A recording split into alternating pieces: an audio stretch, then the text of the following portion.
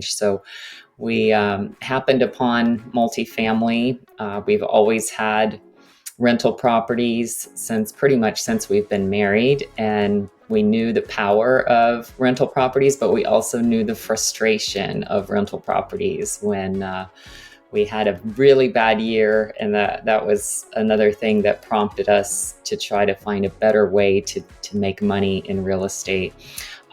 We had a tenant that did a bunch of damage to one of our properties. We had a slab leak, and then we had to replace a roof on another one. So, three of our properties, we had really big problems, and that kind of took out all the profits for the entire year of our whole portfolio. And we were like, why are we doing this? There's got to be a better way to do this.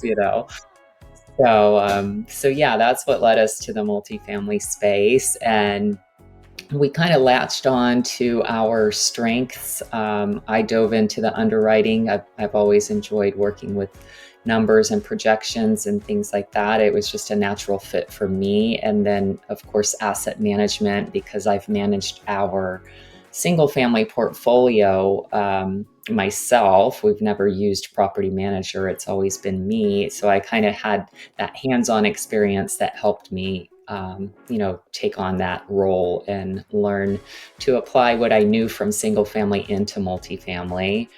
And then my husband, he's just a natural born salesman. So raising capital was a great fit for him. Hey, Victoria. Hi, how are you?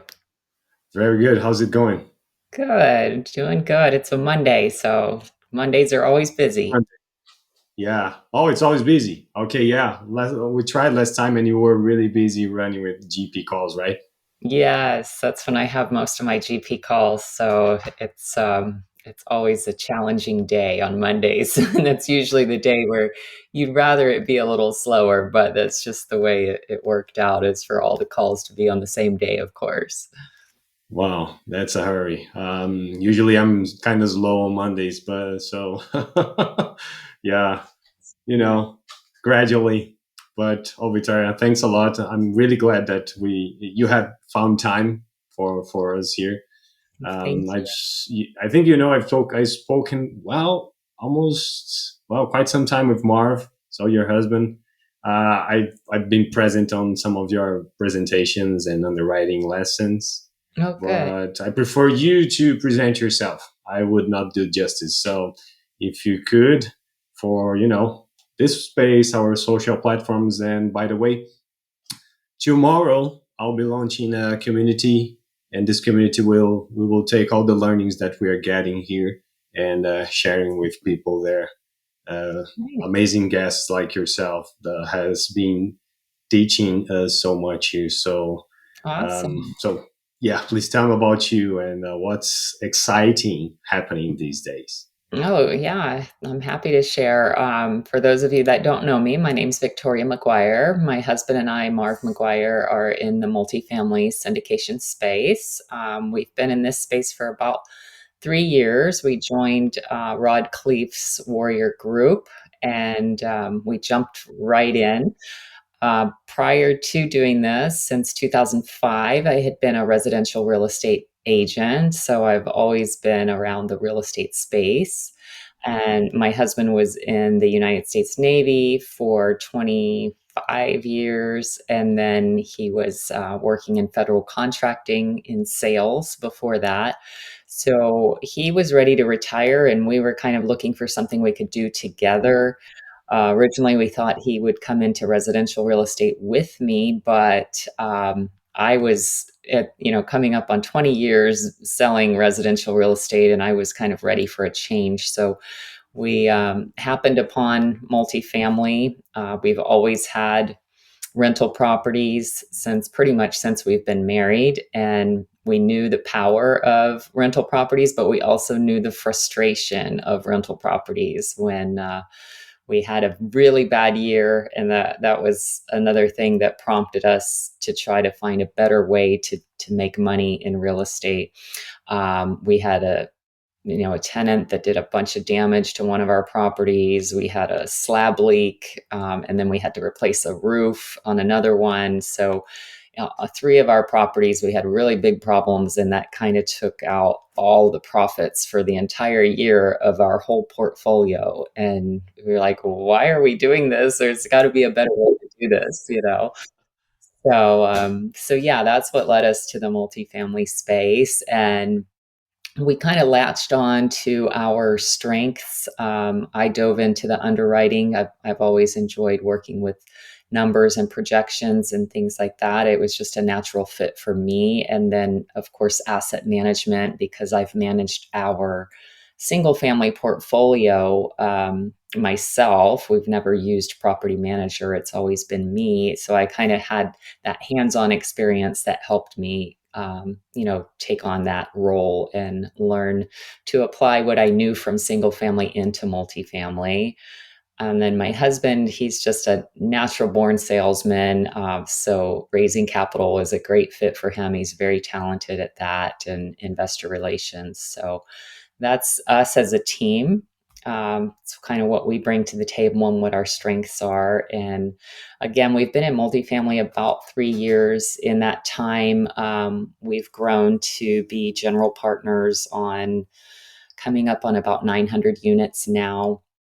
We are under contract right now for another couple hundred units outside of Houston and another 112 units in Jacksonville, Florida. So we'll be adding to our unit count, hopefully, if those all close successfully here over the next few months. That's very exciting. Wow, what a journey. Well, Yeah. so basically, always been involved in real estate and always been an investor. But you shared some hard times with the single families. Is Yes. still your thought that multifamily would be a good fit? Yes, because that is a lot of the argument of multifamily, right? If you have, like we did, we only had a few rental properties. So when we had something go wrong, it was almost catastrophic for us. Whereas if you have 100 unit apartment building and one unit has a leak, it's not devastating to your portfolio because you have all the income from all the other units. So it's kind of those Okay. economies of scale that really make it make more sense. Yeah, totally, totally. Um, and you are not anymore involved with the broker side. A You little use it bit. yourself. Yeah, just a little, a very little. Past customers, family and friends, things like that, I will still help on the single family side, but definitely most of my time is spent on multifamily now. I'd say 99% of it. Okay. And during these 20 years that you were a real estate broker, um, I think you are, let's say, leveraging a lot of that knowledge now in multifamily. And if I'm not wrong, you can tell me. And also, what during those 20 years and following a lot of market fluctuations, what were the main um, struggles that you faced? Wow, yeah, residential is not for the faint of heart. You live and die by the market for sure because I mean, there are agents that can survive any market. Obviously, I was able to do it for 20 years, so I did make it work. But I also had the security of my husband being in the Navy and us having that steady paycheck every month. So if I had a few months where it was really rough and I didn't make a lot of money, it wasn't as bad as someone who's relying solely on that income for their existence. But definitely, I got into the space in '05 when the market was hot, hot, hot. I had no idea what I was doing. And I sold a house my very first day that I got my license. That's how hot the market was. And I Wow. was at my office asking, my broker, help me fill out this paperwork. I don't know how to do it. And they helped me through it. And that year was just so incredibly hot in real estate that I think I sold over 50 homes, which as a brand new agent is almost unheard of, but it was definitely a result of the market. And then, of course, that market crashed, and there was some months where I didn't think I was ever going to sell a house again. It was like, oh my gosh, I'm trying everything and nothing's working. So it was definitely some rough times, and a lot that I learned about, anyone can sell a house when the market's hot. Obviously, I didn't know what I was doing, and I did it on my first day. But when the market is slow and the times are tough, that's when you really learn how to sell real estate. And having been faced with all those different situations, I think really helped me grow as a real estate professional. How so? How so? How was facing that difficulty? Well, because you had to get creative, with marketing. I did study marketing in college, so I think that gave me a leg up as well, over some people that might not be as familiar with different marketing strategies. But it helped me to kind of lean into my background and think outside the box and do things differently from how other people were doing them. One of the things that I did my last few years in real estate that was super successful for me was starting a YouTube channel. I got quite a following of people that were relocating. I was kind of targeting people that were relocating to Florida, and educating them just about the area, the schools, the ins and outs of the communities, showing them new communities that were available, and things like that. And that really, made my career take off right at the end. I had a few of my very best years, the last few years that I was practicing single family real estate. And yeah, so things like that I think have just really helped make my career something that I was proud of and enjoyed a lot. So the last years was a reflection of your experience, and I think you're saying that you had to be creative in marketing. You knew your audience. You niche down, right? What else? Yeah, That was it. exactly. That was the formula. Well, and then after all those years in real estate, I had seen almost every situation that you can come across, right? So having that knowledge of, oh, this is what I do when this happens, and having a lot of tools in my toolbox really helped a lot as well. And I think the same can be applied to multifamily, because the longer you're in it, the more you grow from your experience and your knowledge, and the better you get. That way, you're nothing really surprises you anymore when something happens, like maybe a new agent that just started selling residential. If one of these little things goes wrong, it might be this big panic. But once you've been in the space for multiple years, you're like, oh, that's no big deal, we can fix that. So I think just having that experience helps a lot. Okay, indeed. And by out of curiosity, the other the other brokers, the more experienced ones, or I don't know, anyone in the office would eventually, you know, reach out and or well, you would reach out or hey, would they help in some kind of coaching thing or it Yeah. was each one of by itself. Right. That's a great question, because the residential real estate, it does depend on your brokerage and where you're at. There are some brokerages where it's super cutthroat and no one would ever help you. But I was really blessed in being in brokerages where that was not the way it was. Like, it was not a scarcity mindset. It was more of a, let's all help each other learn and grow and be successful. And there's plenty to go around. So I was really blessed by being in some good brokerages. I did move several times during my career, so I had to start over at different brokerages. And a few of them I didn't stay at very long because they didn't have that growth and helping each other kind of mindset. So I knew it wasn't the right place for me. I naturally gravitate towards trying to help other people myself, so I think it's a win-win. I don't see why some places try to make this secrecy and not want to help each other. That doesn't make sense to me. I definitely think it's more valuable to everyone in the office for all the agents to be as successful as they can be. And I feel that way about multifamily too. There's plenty of deals out there. And if I can help someone get better and learn what they need to learn to be successful, I enjoy doing that.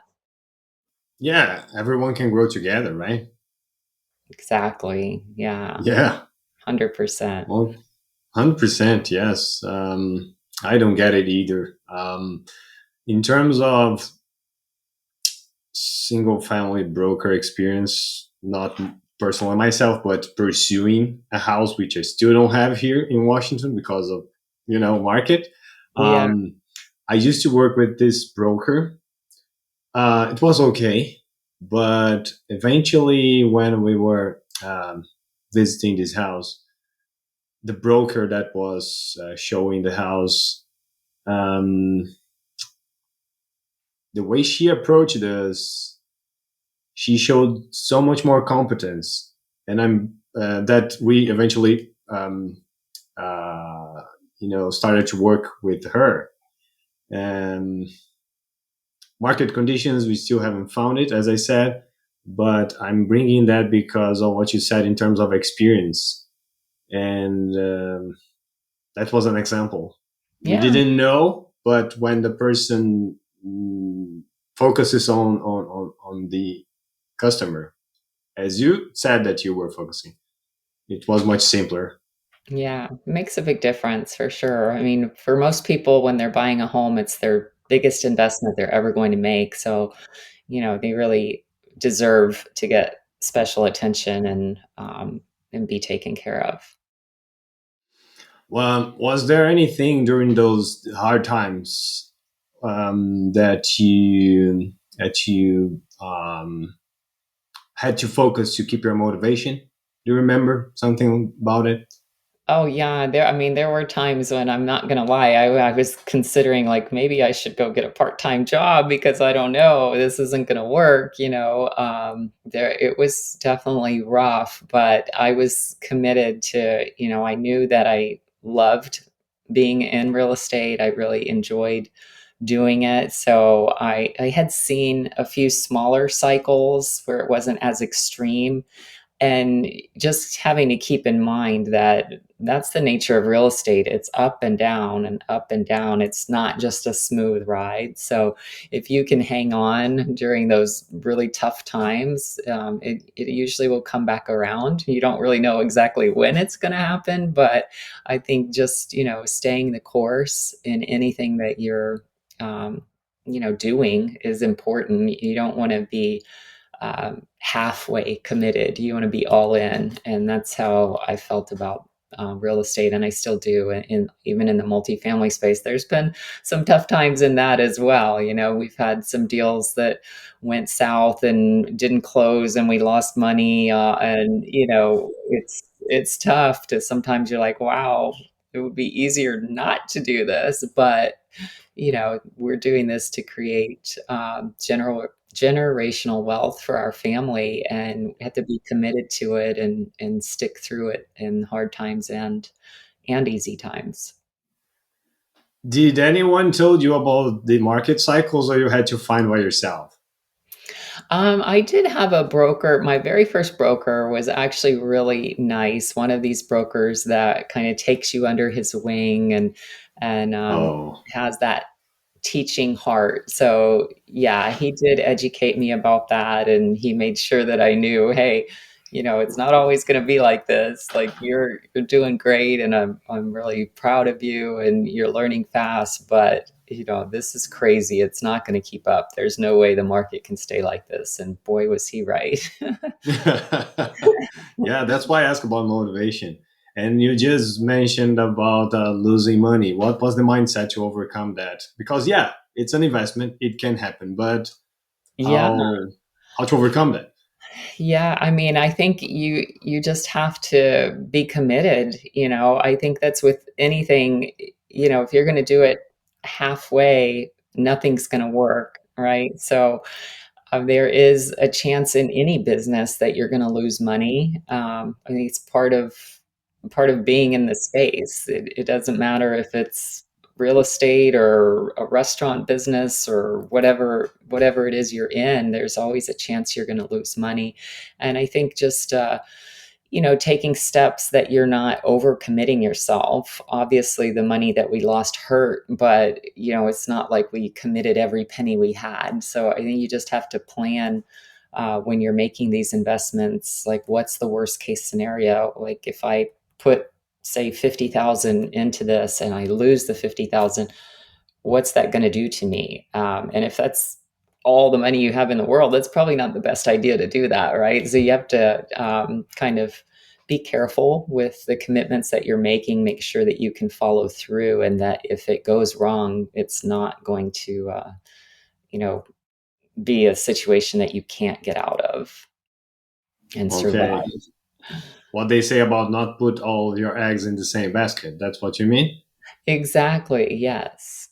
Yeah, but at the same time, I think that if you want to grow something and you don't have, you know, yeah, I don't want to say a lot of money, but a nice amount. If you, I feel that if you don't do that and you, as you said, go all in, if you don't go all in as well, well, I don't know. I get a sense that in the beginning, if you don't go all in, you won't reach the next step. Yeah, I don't know. that's true. I think just you have to be careful with your money part of it. I mean, I think you have to put your mind, your spirit, all of that has to be all in 100%. But, if you only have $50,000 is all that you have, and that's needs to be your emergency money and everything, Uh, and you don't want to put that all in there. You've got to be able to survive for your family's sake and for your sake. So just always hold back a little bit on the monetary side of it. But yeah, definitely with your mind and spirit, you have to be completely committed. yeah, due diligence, right? Yes, exactly. How would you say that your journey so far was it by becoming, facing those transformations while being a single family broker and now an investor? Um, I know they are related, but what would you say was the biggest transformation you had? That's a great question. Let's see. I'll say when we first started doing this, I wasn't really all on board with it, right? So my husband was the Oh, one that found it, and he was all excited about it and was like, "We need to do this. We should do this. We should do this." And I was like, "I don't know. Doesn't seem like something I would be all that interested in." At first, I thought it would just be him doing it, but that that fear, I guess. I kind of had some fear of one, leaving my residential business because I've been doing it for so long that it was just my world, right? And then trying to learn these new skills that I needed for multifamily. There's always fear when you're doing something new. So it took me some time, a little bit longer than it took my husband. He was all in as soon as he, I think, heard that first podcast. He was like, "This is what we're doing."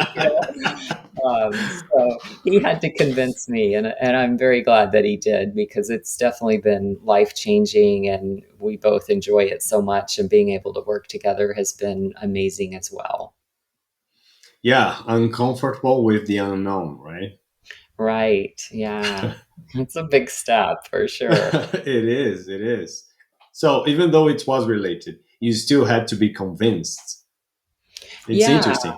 yeah, because my skills in real estate residential, they did help in the multifamily, but like I Hmm. had never you know, underwritten a property, or, first time I opened that spreadsheet, I was like, "Oh my gosh, I'm never going to be able to do this." Yes, I don't know it's what this daunting. is. Yeah. Yes. And then, it's also scary to think about, well, I'm going to be managing this apartment complex that's worth, 20 something $1 million. Like, what? All the big What? numbers scare you too when you're, talking about all these zeros on the end when you're compared to, talking about a single family. It's a big difference and a big responsibility. So it's a little intimidating and overwhelming, but yeah, the more you're around it and around people that are doing it, you develop that confidence and grow from your experience, and it's all works out okay in the end. So it seems you're saying that knowledge and the numbers would scare you. Yes, definitely. I get a lot of confidence out of the numbers. To me, there's no arguing with the numbers. So Yeah. if you can get those right, and really stress test every assumption that you make and do your research, and then you can feel confident in those numbers, and it makes it easier to have put that trust and not be so ah you know worried, because you have the data to back up what you're doing. um, and I'm just curious because I know you guys work pretty well, you and Marv, but it comes with its challenges doing that with your husband, or it's so smooth. No, I mean, we definitely have some challenges. First of all, both of us working from home was a big adjustment because he had always been Yeah. going to the office, and I, as a realtor, have always partly worked from home. There were days that I would go into my office, but a lot of times I was at home as well. And then first of all, to have him in my space, I was like, oh my gosh, like he's so loud when he talks on the phone. And then he's like, no, you're loud when you talk on the phone. I'm like, oh my gosh, how are we going to do this? Right. So, having creating our spaces and then making sure we're aligned with what we're comfortable with. He's much more of a risk taker than I am. And you said you attended some of my classes, so you probably know from my underwriting, I'm very conservative by nature. Yeah. So he has to sometimes push me to do things that are out of my comfort zone, and I sometimes have to pull him back and be like, no, no, we can't do that because of this. So I think we're a good balance to each other. But yeah, sometimes it can be challenging to keep that in check, for sure. Yeah, it's the same here. I'm more the risk taker, and my wife also says that when I'm on the phone, I'm louder. So I get it. I totally get it. Yeah, Yeah, yeah, but yeah, well, it's the way it is. No, right. so nice, so nice. Um, I'd like to ask you some questions that I like to ask all the guests, which Sure. is you've been building a lot, but imagine that just for an exercise, um, you would have to rebuild everything in 1 year. How would you do it? I think the most powerful thing for us in this space has been the network, right? So I'm joining that Rod Khleif group, and the Warriors, getting to know the Warriors, having those one-on-one conversations, and just finding the people that you're comfortable with. I think that's the most important step of all of this. Sure, you have to learn, you've got to get the education, but you can get that from a lot of different sources. But as far as building your team and your partnerships and who you're going to work with, there has to be a certain level of trust, and you're only going to get that through meeting people in person and having those conversations. So I think the very first thing I would do if I had to start all over again was find a group that I wanted to join, that's similar to the Warriors, whatever group it may be that appeals to different people. There's a lot of different groups out there, but for us, the Warriors just resonated the most with our kind of values, and um, just the people that were there. I think we have a lot in common. So that would be my Yeah, advice to anyone that's starting out in the multifamily space: is make sure you join a mastermind group so that you can find your people. yeah. It changes everything. Having contact with like-minded people. Yeah, Yeah, absolutely. it does. Success. What does it like to you? Looks like. What does it looks like to you? Sorry. Oh, what would it look like? I mean, our whole goal right now, what we're working to build, and I think what we'll feel has been a success when we get there. We're trying to stack these deals for us to achieve a certain amount of passive income to where we can live comfortably and pass on, wealth to our children. That's the whole why for us, is, to get to that place where we don't want to float away in a boat or sit at the beach all day. We enjoy those things, but we don't want to do that all the time. So we like having this for us to do to keep our minds busy, keep us having a purpose. But the ultimate goal is to have that passive income um, that we can pass down to our children. So I would say success to us would be probably doing two or three of these syndications a year. We don't want to do too many of them. We don't want to be too busy. But that way, we're thinking we can stack them. And then, as they start to sell, because most of these are 5-year holds, we'll be able to kind of build that snowball of passive income and be set up for our family's future. Yeah, yeah. No, it was a thought, but I approached that with my coach as well. Um, but there's a lot of benefits of when you sell in X amount of years instead of holding it. So yeah, it was just a Yeah, thought about yeah, that about that. yeah. Some of them, there are some legacy assets that we would hope we would keep forever, that they're cash flowing well, and but most of the deals that we do, there's a lot of passive investors in them, limited partners, right? And most of them want their money back in a certain amount of time. They don't want to wait Yeah, forever. So, exactly.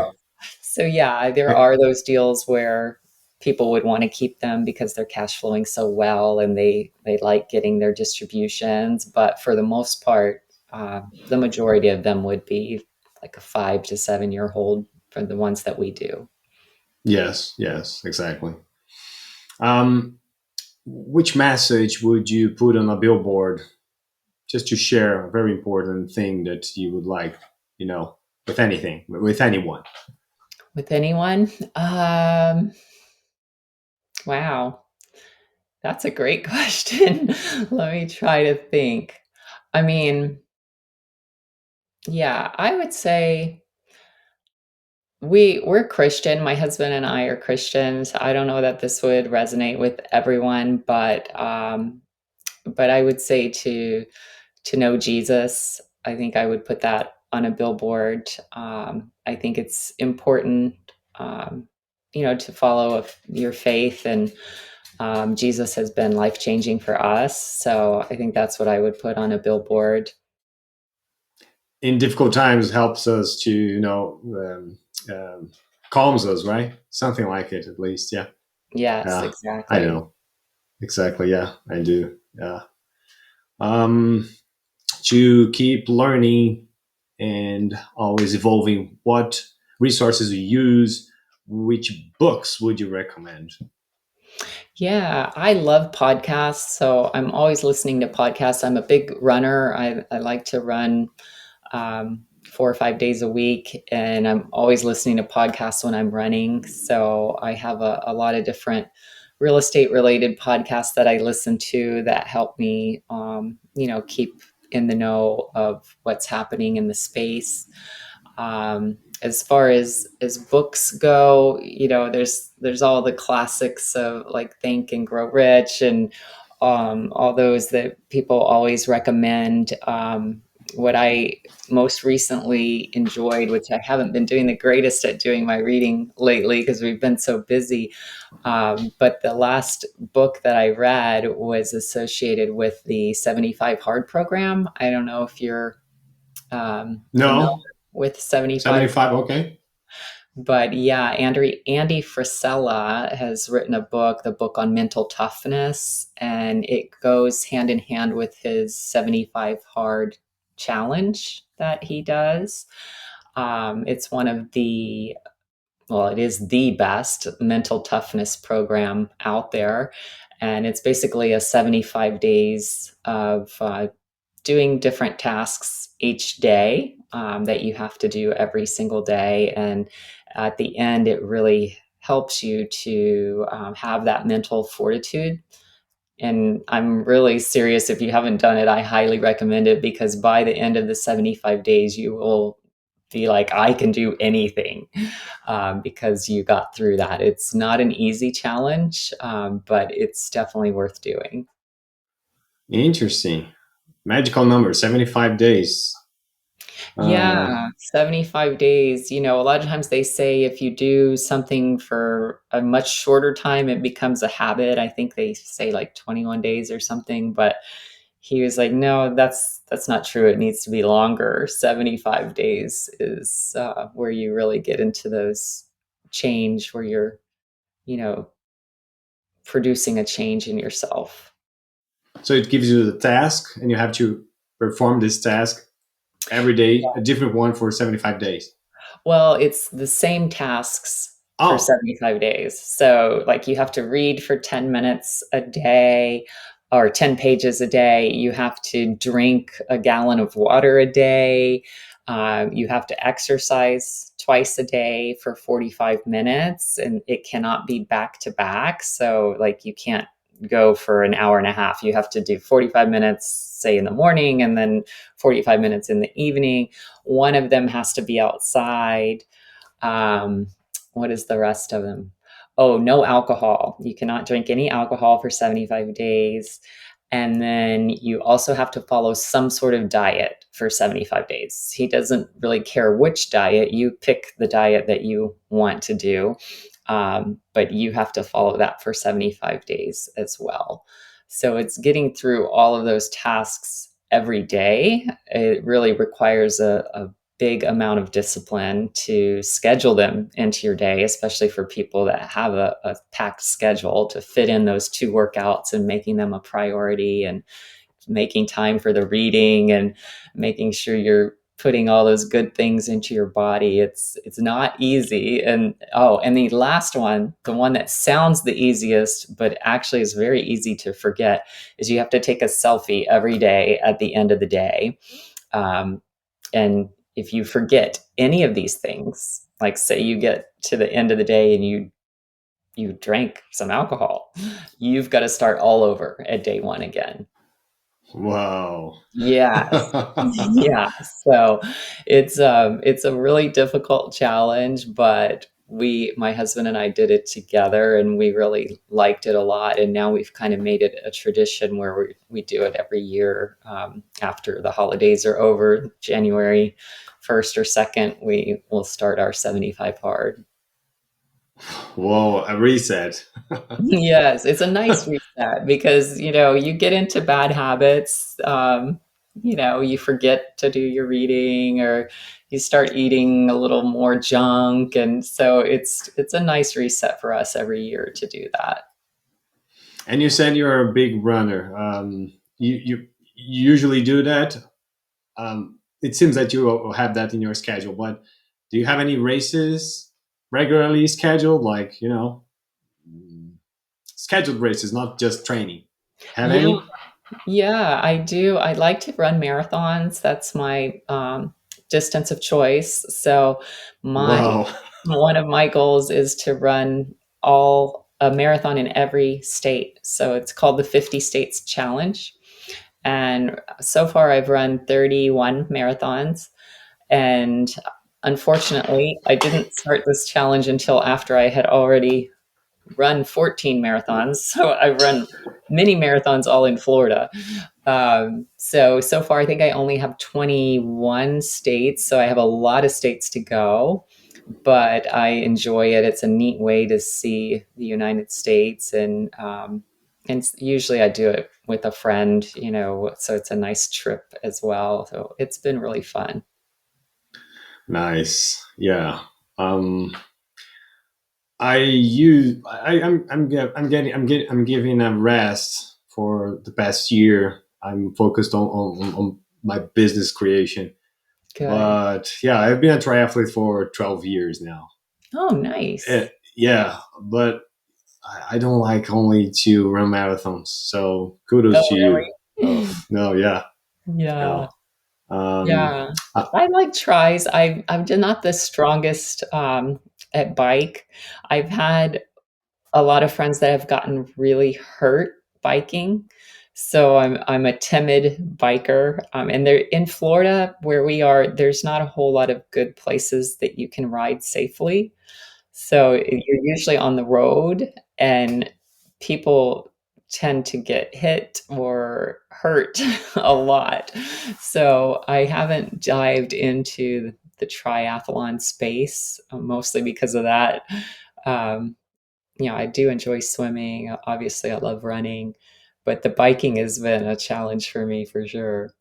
Wow, interesting. Yeah, and I would say, yeah, you can get a trainer, an indoor trainer, but I like biking a lot. So yeah, uh, I did some last year. I did some training during the winter because my race was in April, and yeah, it's not pleasant. So I Yeah, totally get it. Totally get it. Yeah, I and bet. it's addictive. So stay out of it. Yeah, it's definitely a lot more expensive a sport than running too. With It bikes, is. those bikes are not cheap. Yeah, and the races, the logistics, oh, they are crazy. So yeah, That's true. Yeah. yeah. I did a half Ironman in Haines City, which is in Florida, but I'm not sure. Do you know Haines City? Yeah. Yeah, there's a half Ironman there, so Oh, I did nice. twice. Yes, I did twice that one. That's Yeah, cool. the logistics kills. Yeah, so I can imagine. Yeah, let's make some money first. have to get your bike there, and oh yeah, that's a lot. It is. It is. So nice. Victoria, any last messages would you like to leave? Well, I would just say, if you're looking to dive into the multifamily space, I would highly encourage it. I think it can be life changing. It's a lot of fun, and to me, it's really like a win-win situation for everybody that's involved in it, because our whole goal in doing these multifamily syndications is, to improve communities for tenants, to earn a nice distributions for our limited partners, and then obviously to increase our own wealth as well. So I think everybody involved benefits from these, and it's a great space to be in. So if you're on the fence of doing multifamily or not, I'd say go for it for sure. Totally agree. Yes. Yeah. Yeah. Awesome. Thanks a lot for sharing. Thanks a lot for sharing a bit of your journey. It was great to hear it. And yeah, thanks a lot. Thank you. Thanks for having me on. I appreciate it. Yes, of course. Bye bye.